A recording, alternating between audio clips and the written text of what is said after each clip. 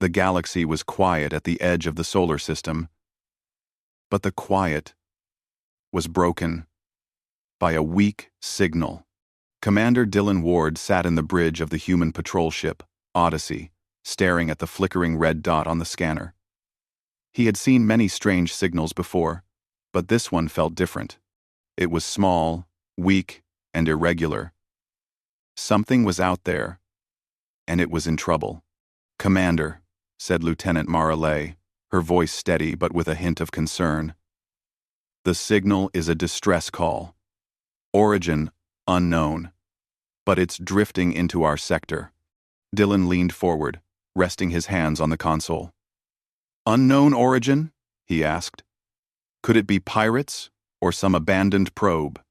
Mara shook her head. "No, sir. The pattern is organic. Whatever it is, it's alive." Dylan felt a tug at his chest. He had faced many battles in his life, but he had never ignored a call for help. Ignoring it went against everything he believed. "Set a course to intercept," he said. "We will find out what this is." The crew worked quickly. The Odyssey shifted smoothly through space, its engines humming as it followed the fading signal. Hours passed, and the dot on the screen grew larger. Finally, the outline of a ship appeared. It was unlike anything Dylan had ever seen. The vessel was small, jagged, and clearly damaged. Panels were missing, and strange green energy leaked from cracks in its hull. The ship spun slowly, unable to control itself. "Commander, it's not moving on its own," Mara said. "It's drifting. We need to board it carefully." Dylan nodded. "Prepare the boarding team. Take every precaution. We do not know what we are dealing with." The small human team suited up and moved to the airlock. Dylan led them, his heart beating faster than usual. They docked with the alien ship, and the airlock hissed open. Inside, the ship was dark and quiet. Smoke floated in the air. Strange, pale creatures huddled together, their bodies covered in soft scales that shimmered slightly in the dim light. Their eyes were large and filled with fear. One of the creatures stepped forward. It was taller than the others, with long limbs and delicate fingers. Its eyes met Dylan's, and he felt a strange connection. The creature spoke, but the sounds were not like any language he had heard. "Translator ready?" Mara said, touching a small device on her wrist. A soft voice began to translate the alien words. "Please, help us," the translator said. "We are cast out. We have no home. The galaxy does not want us." Dylan's stomach tightened. He had never seen anything like this. "You are safe now," he said. "We will help you." The alien leader, who introduced herself as Liraine, nodded slowly. She was tired, hurt, and clearly frightened. "We were accused of betrayal," she said. "We did nothing wrong, but the council cast us out. We tried to hide, but they followed us. Many of us did not survive." Dylan looked around at his team. Mara, Jason, Hale, and the others were tense, but their eyes showed the same determination he felt. No one could turn away from beings in need. "Bring them to the ship," Dylan ordered. "We will treat their wounds and feed them. We will protect them." The human crew moved quickly, helping the Velari, what Dylan learned was the name of this species, into the medical bay. Doctors worked to stabilize them, while engineers assessed the alien ship. It was clear that it could not be repaired. Liraine watched quietly, her head bowed. Dylan approached her carefully. "You have nothing to fear here," he said. "We will keep you safe. My name is Dylan Ward. This is Mara Lee. And the others. You are not alone anymore. NTZ. We mendiclize. We will keep you safe. NTZ. NTZ. We will keep you safe. NTZ. We will keep you safe." Liraine lifted her eyes. They were filled with sadness, but also a glimmer of hope. Thank you, she said softly. The humans, you are different. You do not abandon those in need. Mara smiled.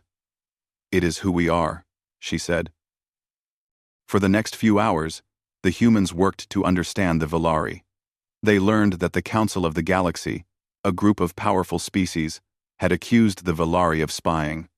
Liraine explained that their people had a natural ability to sense energy and movement. This gift, the Council claimed, could be dangerous if misused. In truth, the Velari had never harmed anyone. We only want to live, Liraine said. We only want safety. Dylan felt a deep respect for her. He had faced enemies who wanted to conquer and destroy, but here was a species that only wanted peace. And yet, the galaxy had turned against them. The news reached Earth quickly. Diplomat Nora Green called an emergency session with the Council on the space station in orbit. We have found survivors of a cast-out species, she said. They are weak, frightened, and in need of protection. We cannot abandon them. Some council members disagreed. Bringing them here will anger the galaxy, one said. They are dangerous. They are exiles. For a reason. Nora shook her head. No living being deserves exile without cause. Humanity will provide shelter.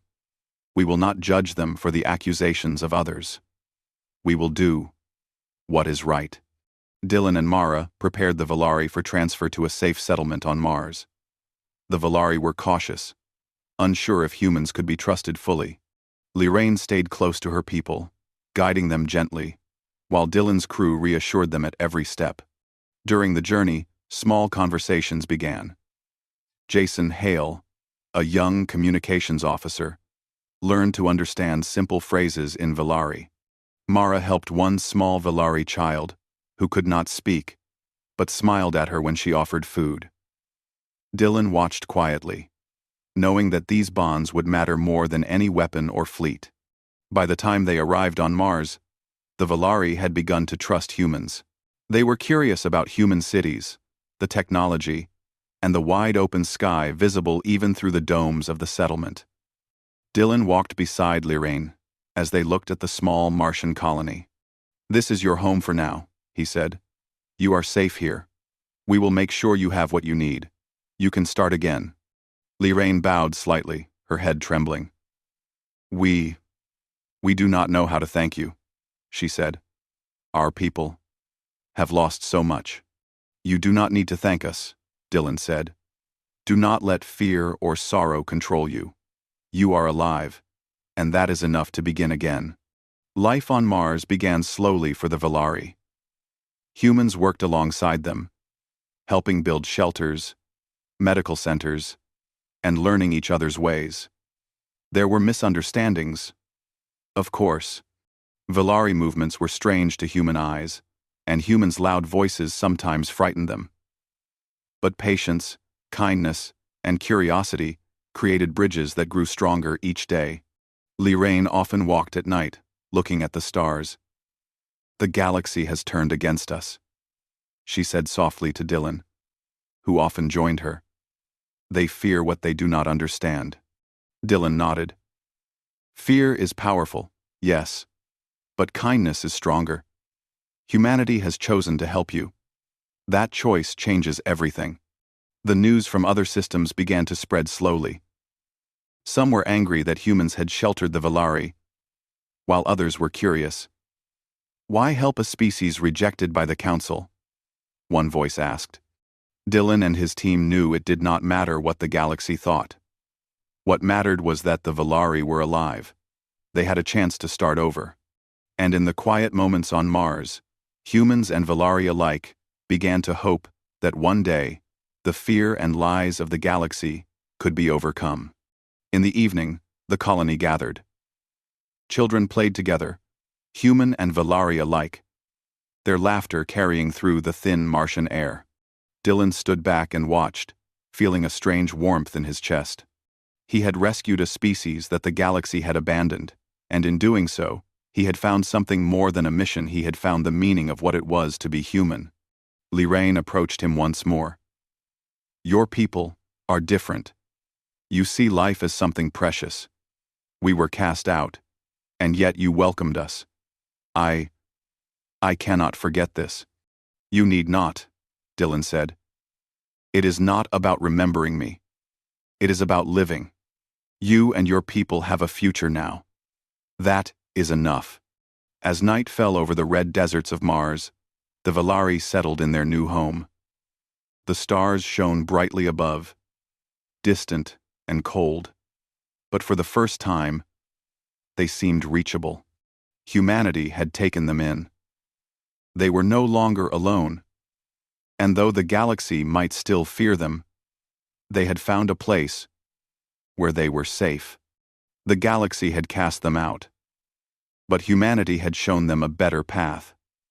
And for Dylan, Mara, Nora, and the others, the journey had only just begun. Life on Mars began to take shape for the Valari. Shelters were built near the domed cities, and small gardens provided fresh food. Dylan Ward, Mara Lee, and the rest of the human crew spent most of their time helping the Valari adjust. Liraine walked among her people, gently encouraging them to trust humans. "Do not fear them," she said to a small group of young Valari. "They are kind. They saved us when no one else would." One of the children, who had large, curious eyes, asked her, "But why did they help us? Even when the galaxy rejected us?" Liraine paused, thinking carefully. "Because humans see value in life. They do not abandon the weak. They are different. And that difference can change everything." The humans were also learning from the Valari. Their natural energy sensing ability amazed scientists. Dylan watched as Mara helped one of the Valari elders, named Terran, demonstrate the power. Terran raised his hand and seemed to feel the movement of objects and energy around them. Machines in the lab responded almost as if they understood him. "Fascinating," Mara whispered to Dylan. "They can sense energy in ways we never imagined. This could help us predict dangers before they arrive." Dylan nodded. "It is more than that. It is a gift for survival, and now, it is a gift we can share." Not all humans agreed. Some were worried that other species in the galaxy would see the Valari as a threat. Ambassador Nora Green had to speak to Earth Council members frequently. "These beings are not dangerous unless we make them so," she explained. "They only want to live. Protecting them shows the galaxy that humanity acts with honor, not fear." Meanwhile, the Valari slowly began exploring the human settlements. They marveled at the domed streets, the clean water systems, and the way humans worked together. Dylan often walked with Liraine, watching her people. They learned human ways quickly, and some Valari children even played simple games with human kids. Jason Hale, the communications officer, taught a small group of Valari to understand human speech. They struggled at first, but slowly they began to speak a few words. Liraine smiled when she saw one of the children say, "Friend." The calm did not last long. Messages began arriving from distant parts of the galaxy. Reports came from human scouts. Fleets were moving closer to human space. The Council of the Galaxy was watching Earth, angry that humans had taken in the Valari. Dylan gathered his senior officers in the command room. "We are not alone anymore," he said. "The Council has noticed what we are doing.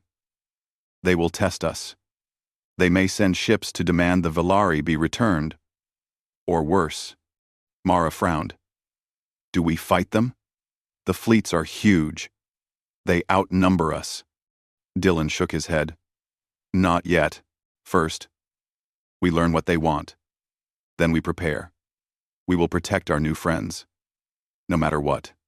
Liraine stood beside him. "We do not want to cause trouble," she said. "We only want safety. But if they come for us, we will help you fight. We know how to sense their movements before they act." Over the next few weeks, humans and Valari worked together. Engineers learned to use Valari energy sensing to improve navigation and detection systems. Soldiers trained alongside the Valari, learning how to use their unique abilities in ways that complemented human technology. One day, a young Valari named Kira came to Dylan with a question. "Commander," she said, "will we always be safe here? Will the galaxy leave us alone?" Dylan looked at her carefully. "I cannot promise that," he said. "The galaxy is full of fear and pride. Some may never understand why we helped you. But I can promise this. As long as I am here, and as long as humans are here, no one will abandon you again." The Valari began to feel hope for the first time. They started calling the settlement New Haven, and families planted small gardens, painted shelters, and worked alongside humans. Liraine watched these changes with a mix of relief and caution. The future was still uncertain, but for the first time in years, her people felt alive. Human diplomats continued to receive messages from the Galactic Council. Some voices were angry, calling humanity reckless.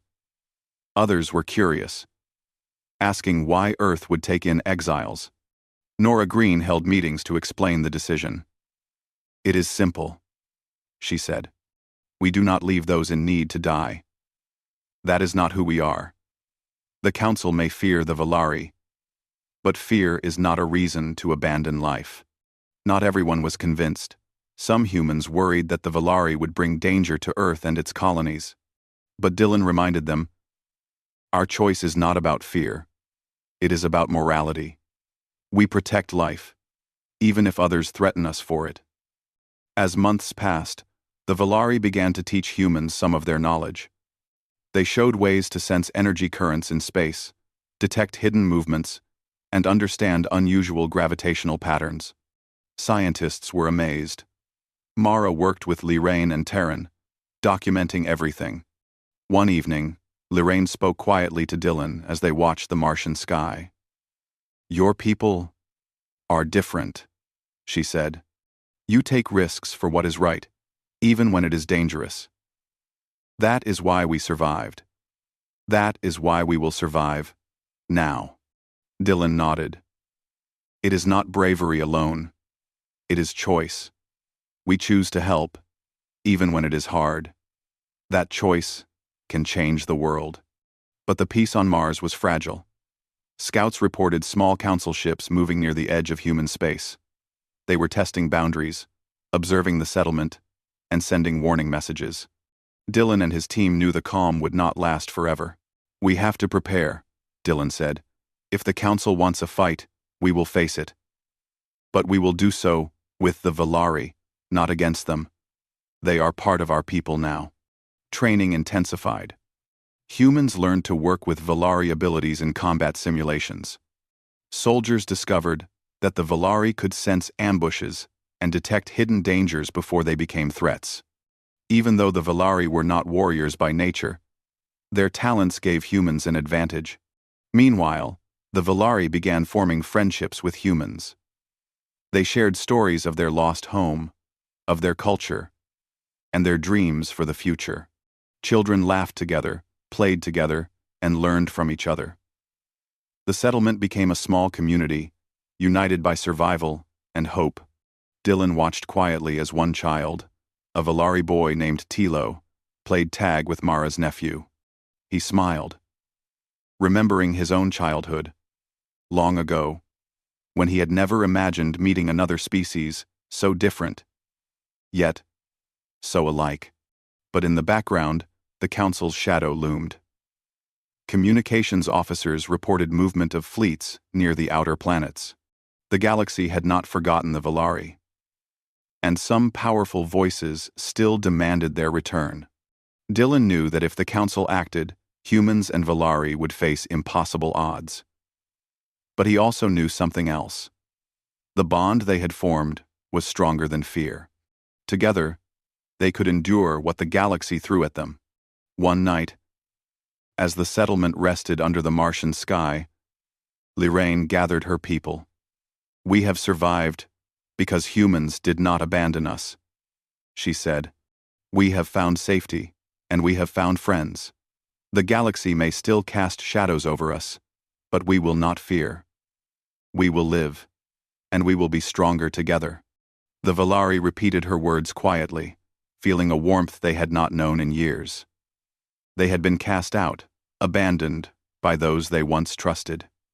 But here, among humans, they had found a home. They had found hope.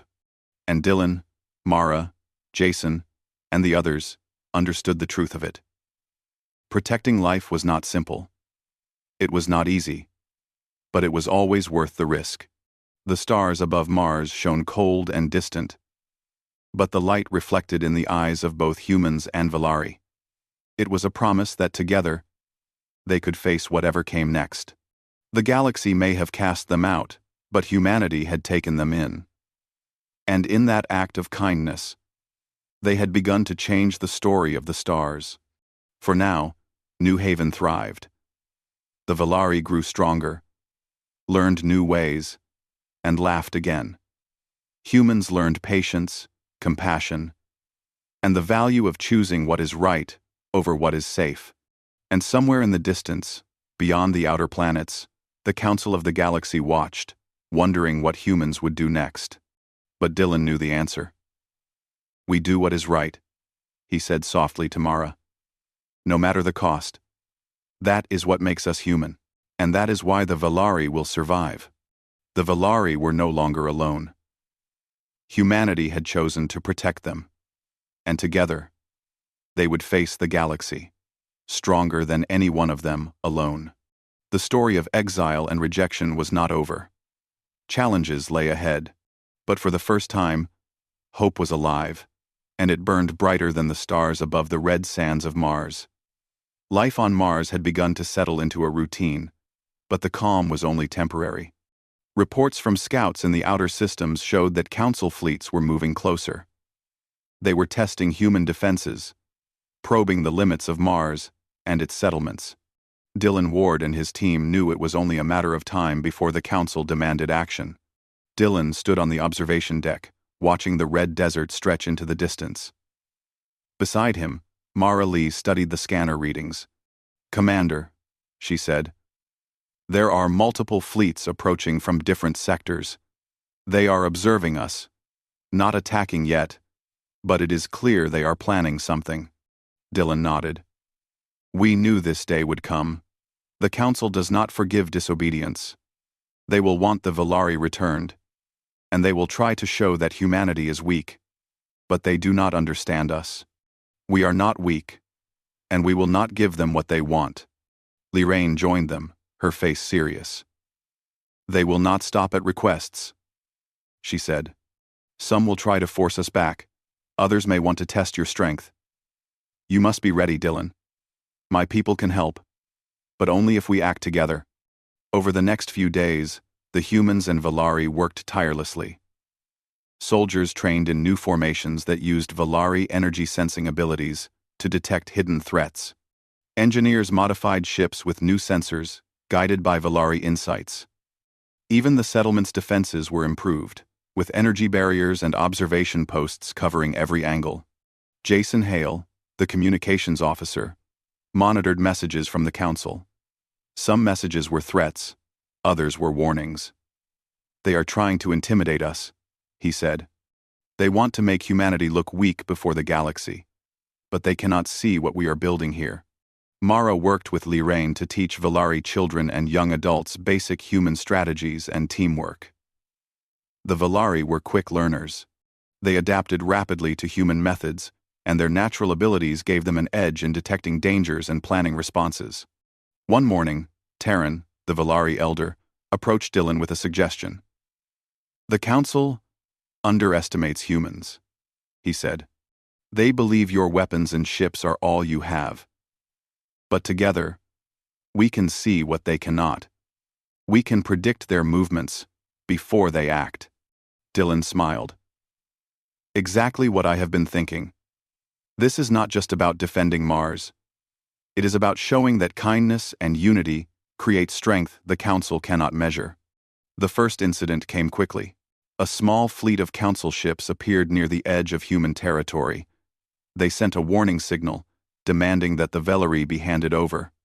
Dylan ignored it at first, hoping for a peaceful resolution, but the council did not wait. One of the ships fired a warning shot. A bright beam across the void meant to intimidate. "Open a channel," Dylan ordered.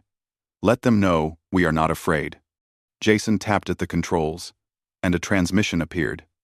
Dylan spoke calmly, his voice firm. "We have given shelter to the Velari because it is right. They are under our protection. We will not return them, and we will not abandon life for fear of threats." The council officer's voice crackled back. "Humanity, you cannot defy us. Return the exiles, or face consequences. You cannot withstand our fleets." Dylan glanced at Mara. "Prepare the defenses. We may not have to fight yet, but we need to be ready. The council will test us." Liraine stood beside them. "We will help," she said. "My people can sense their ships and warn you before they strike. We can work together. You are not alone." As the council fleet circled, small skirmishes began at the edge of Mars's orbital space. Council ships tested human defenses with brief attacks, probing for weaknesses. Each time, Velari sensors alerted human crews before the council could act. The humans responded with precise maneuvers, guided by the Velari, avoiding damage while showing strength. Mara worked with the pilots, directing them to use Velari information to outmaneuver the council ships. Dylan coordinated from the command deck, moving ships to protect the settlement and Mars's orbital stations. Each small victory gave the humans and Velari confidence, but it also showed that the council would not stop. On the ground, engineers worked tirelessly to strengthen defenses. Taro, a Velari child, showed unusual talent in predicting weak points in the energy shields. His small hands guided calculations that humans had struggled to solve for weeks. Dylan watched, amazed at the young Velari's abilities. "They are incredible," he said to Mara. "Every day we learn more from them, and they learn from us." Meanwhile, Earth sent reinforcements and supplies to Mars. Ambassador Nora Green continued to negotiate with council members, using diplomacy to buy time. Some council species were curious, asking why humans protected the Velari. Others were angry, accusing Earth of harboring dangerous exiles. Dylan gathered his team in the command room. "We cannot rely only on diplomacy," he said. "The council will continue testing us. We must be ready to defend our people and the Velari. But remember this, we fight not out of hatred or fear. We fight to protect life, to protect what is right.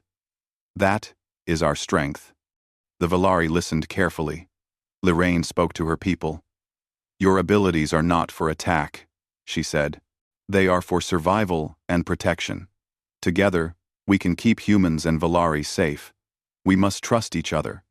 The first major council fleet arrived several weeks later. It was larger than anyone had expected. Hundreds of ships moved into Mars's sector, a clear show of force. Dylan ordered all human fleets into position. Velari scouts moved among the ships, guiding humans to weak points in enemy formations and predicting movements before the council commanders could act. The battle began quietly.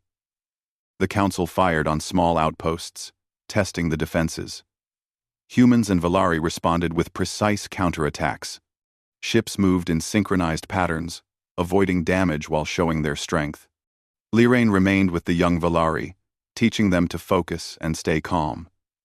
"Fear will not help us," she said. "Trust in what you have learned. Trust the humans. Trust yourselves." As the battle continued, Jason and Mara coordinated strikes and defense maneuvers. Velari energy sensing allowed humans to anticipate attacks, outmaneuver larger ships, and protect the settlement below. Dylan watched from the command deck, impressed at how well humans and Velari had integrated their abilities. In one critical moment, a council ship attempted a sudden maneuver, trying to cut off human reinforcements.